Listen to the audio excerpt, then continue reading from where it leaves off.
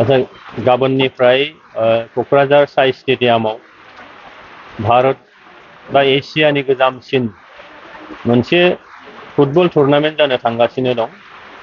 Durand काप। बे Durand कापआ जोंनि बिटिआरनि क'क्राझारनि जोंनि राजधानीनि बिखायाव बेयो जानो थांगासिनो दं। गाबोन बेखेवनाय हाबाफारि आरो बे बेखेवनाय हाबाफारियाव भारतनि रैखाथि बिफाननि मन्त्रि बिथां राजनाथ सिंह बिथाङा फैगोन। बेजों लोगोसेनो CDS माने नेभि आर्मी आरो एयार फोर्सनि जायनाखि चिफ अफ माने डिफेन्स स्टाफ बिनि बिथाङाबो फैगोन। बेजों जोङो दिनै गोग्गानो हायो जे थांनाय माखासे समाव जाय आर्मिफ्रा जोंनि नैबे ओनसोलाव जोंनि दावहारुफोरखौ नागिरनानै सारासास्ति मोनसे जोङो जानांदों बा फिल खालामदोंमोन जोङो। बे आर्मिफ्रानो दिनैहाय जोंनि नैबे ओनसोलाव सान्थि फैनाय लोगो लोगोनो दिनैहाय दुरान्ड काप बायदि गोजामसिन 132 खेब दुरान्ड काप बेखौ दिनैहाय जोंनि बे हालामाव लाबोनानै होफैदों।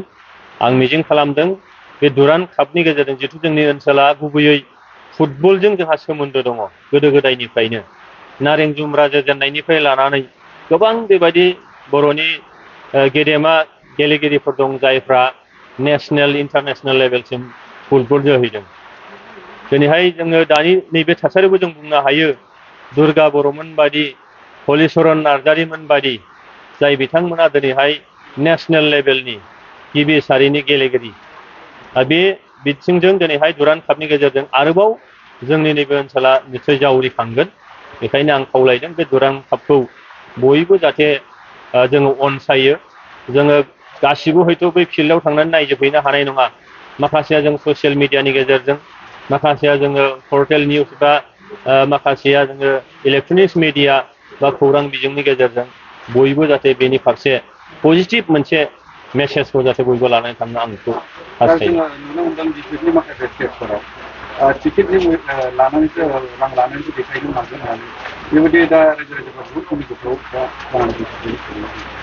दुरान्ड कापआ बेखेवनाय हाबाफारि बेयाव नोङो फैसा लानाय होननाय बाथ्रा जेबो गैया।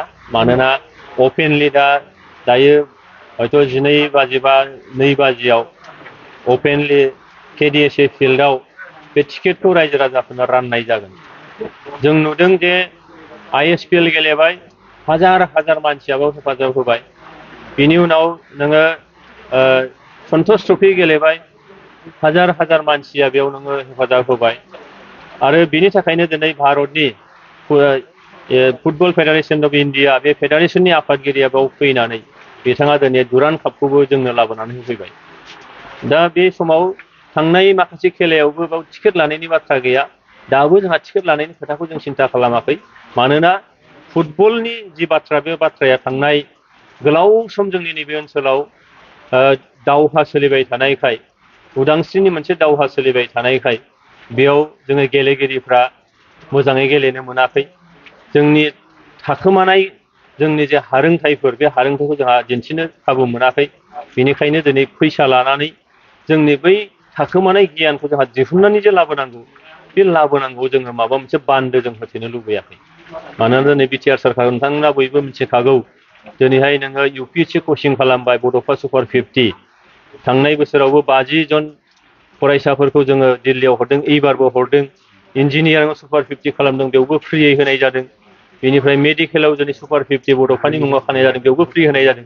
बिदिबा बे BPFनि जे बाथ्रा, बिथांमोननि थांनाय माखासे समाव जेखौ खालामबोदों बे खालामनाय केरेक्टारा बिथांमोननि थै रोदा मेलेम हारायाव हाबनानै दं। बेखायनो जेब्लाबो सरर मन पुलिस होननाय बायदि सिखावनि गोसोआ जेब्लाबो पुलिसखौ गोसोखाङोनो, बिथांमोनाबो मालायखौ गावसोर माने बिदिनो नालाय, बेखायनो गुबुनखौ बिदिनो सानफ्राङो खोमा। बेखायनो आं खावलायदों बिथांमोना बेबायदि नेगेटिभ मेसेजफोरखौ जाहाथे रायजो राजानि खाथियाव जाहाथे होआ। आरो रायजो राजाया दिनै सांग्रां जाबाय। रायजो राजा बिथांमोननि निउस बा मेसेजखौ मालाबाबो खोमा होनाय नङा। रायजो राजा दिनै सरखारजों दं, रायजो राजा बिटिआर सोरखारजों दं, दुरान्ड कापजों दङ। आरो जेखि खेला जाया मानो बेयाव जिथु फ्रियै जों होबोबाय थादों बेजोंनो दङ होननानै आंहा फोथायनाय दं। जोबोद गोजोननाय मोनदों दिनैहाय उदांस्रि निउस 24 बिनि मावख' दिनैहाय लानाय जादों आरो बे मावख'खौ बेखेवदों आरो बेजों लोगोसेयैनो बोसोरसे सिगां जोनोम मोननाय बे उदांस्रि निउस 24 बिनि जोनोम सान बेखौ दिनैहाय केक हानानै फालिनाय जादों। बिनिनो दिनैहाय जा प्रितम ब्रह्म चौधुरि जा सिनियर जार्नालिस्ट क'क्राझारनि बिथाङा बेयाव फैदों आरो दिनै जोंहा गोदाव मोसाहारि दङ जायनि दैदेननायाव दिनैहाय उदांस्रि निउस 24 बियो जोनोम मोनदों। मिजिं खालामदों बे उदांस्रि निउस 24आ जोंनि नैबे ओनसोलाव थांनाय गोलाव समाव राजखान्थि, रांखान्थि, समाजखान्थि, सोलोंथाइ, गेलेनाय बे गासैबो बिथिङाव जोंनि नैबे ओनसोलनिफ्रायबो बै फोथाराव मोजां मोजां खामानि मावनाय रोंग'सार मानसिफोर दंमोन। बिनि खौरांफ्रा बायजो मुलुगाव मालाबाबो फोसावजायाखै। जोङो जोंनि नैबे ओनसोलनि सुबुंफोरनि थाखोमानाय थानाय जेफोर गियान, जेफोर हारोंथाय बेखौ जों दिन्थिनो सुजुग मोनाखैमोन।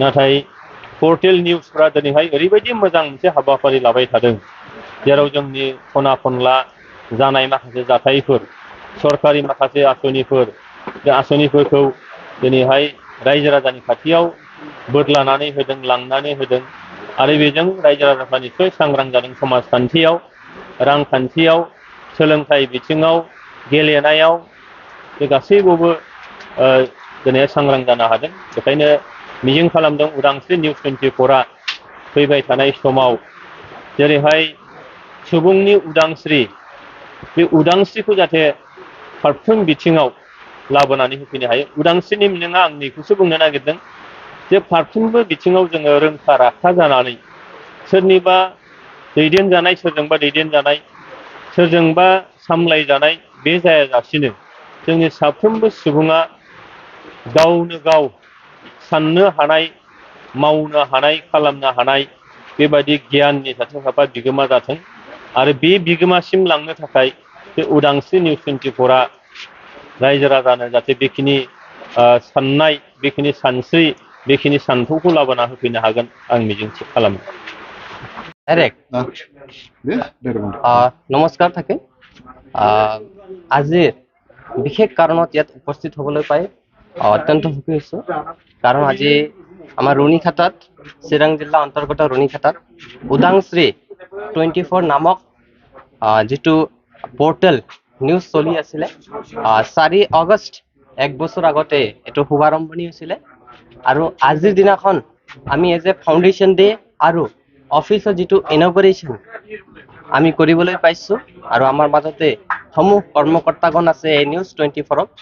বিশেষকৈ BTC ৰিজন আকছু তথা ৰুণিখাটাৰ এজন ব্যক্তি হিচাপে সমগ্ৰ পদাধিকাৰীগণ যিটো নিউজ 24 চলাই আছে সকলোকে শুভকামনা ব্যক্ত কৰিবলৈ বিচাৰিছোঁ। কাৰণ এক বছৰ ধৰি তেওঁলোকে যিটো নিউজ 24 যিটো নিৰপেক্ষভাৱে নিজৰ কাম কাজ চলাই আছে, আমি এই বিশেষ স্থানীয় অঞ্চল হিচাপে, অঞ্চলবাসী হিচাপে আৰু সংগঠন হিচাপে আমি নথৈ উৎফুল্লিত হৈছোঁ। কাৰণ এনেধৰণে আমাৰ চতুৰ্থ স্তম্ভ বুলি আমি নিউজক তথা যি জাৰ্নেলিজমৰ কাম কৰি গৈ আছে তেওঁলোকক আমি কওঁ। আৰু সংবিধানত সমাজক আগুৱাই লৈ যোৱাৰ কাৰণে যিটো সামাজিক, অৰ্থনৈতিক, সাংস্কৃতিক ক্ষেত্ৰত যিটো আগবঢ়াই ল'ব লাগে, ইয়াৰ ক্ষেত্ৰত বিশেষকৈ ভূমিকা আমাৰ নিউজ পৰ্টেলসকলৰ তথা নিউজ আৰু সাংবাদিকসকলৰ থাকে। আৰু এই কথাবিলাক সকলো কথাত সজাগ হৈ, সচেতন হৈ নিউজ 24 যিটো কাম এই এক বছৰ ধৰি চলাই আছিলে, আমি নথৈ আনন্দিত হৈছোঁ। আৰু আগন্তুক দিনত এই যিটো ফাউণ্ডেশ্যন ডে আমি আজি ইনগ্ৰেশ্যন কৰিলোঁ তথা ফাউণ্ডেশ্যন ডেটো আমি পাতিলোঁ, ইয়াক নিমন্ত্ৰণ কৰাৰ কাৰণে আমি ধন্যবাদ দিব বিচাৰিছোঁ।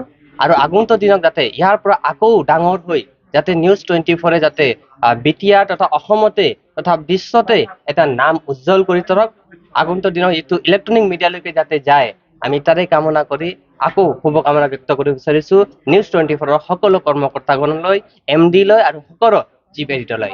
ধন্যবাদ।